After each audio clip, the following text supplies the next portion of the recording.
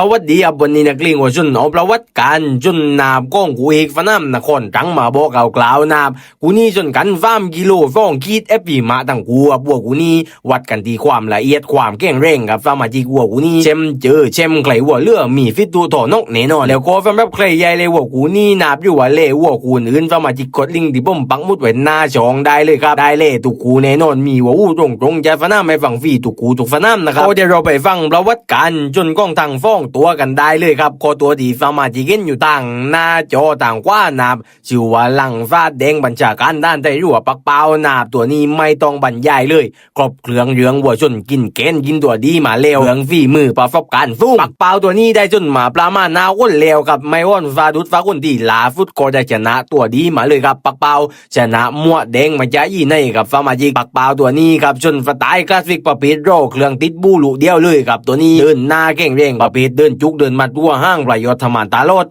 ตายมาลึกๆตั้งนักขวานโตจับแก่งเร่งกับบัวตัวนี้แล้วก็ตอนนี้นะครับใกล้ใหญ่ก้าวกุมไฟหัวหลวงหน้าที่จุนกันต่อเช้านะครับกุมนี้เข้าฟรีครับเปิดปารายที่เปิดไอไว้ครับใครใหญ่ดำมีฟอยก็กดลิงที่พวกเราไปต่างด้านเลยครับกูจุนกันแล้วนะครับต่างด้านกูจุนจิววานินมนฟ่องกลามอยู่ว่าน้ำแข้งนะครับตัวนี้ฟุตเบอร์เหมือนกันกับบัวชนละเอียดยิบหน้าที่ตามมาต่อเช้าน้ำแข้งตัวนี้ได้จนมาประมาณเฟี้ยวแล้วครับลาฟุตก็ได้ชนะโนดมังคุลละมุนลำใหญ่จ้านครจังกับวันนั้นน้ำแข้งตัวนี้จนได้เรื่อยจนละเอียดไม่เล่ากับประเภทเดินอัดมัดโตแข้งแรงเดินจุกจ่ายจุกว่าฝีมือเปือนต่ำปันปลื้มมันต่ำลบปันนั้นครับประเภทขึ้นตุบขึ้นนู่นแข้งแรงมีปลายยอดมีน้ำใจหน้าที่ตามมากับบัวชนตัวนี้ต่อเช้านครจังจัดเต็มเหมือนเดิมกับสมาชิกนำรายการคูลานหน้าที่ตามพี่สมาชิกชอบในลองคอมเมนต์มาทีครับที่สำคัญตอนนี้ผมเปิดฟอนไอไฟหลวงหน้าแล้วก็ฝากไว้กันกับบัวกูนี้นักเลงหัวชนสวัสดีครับ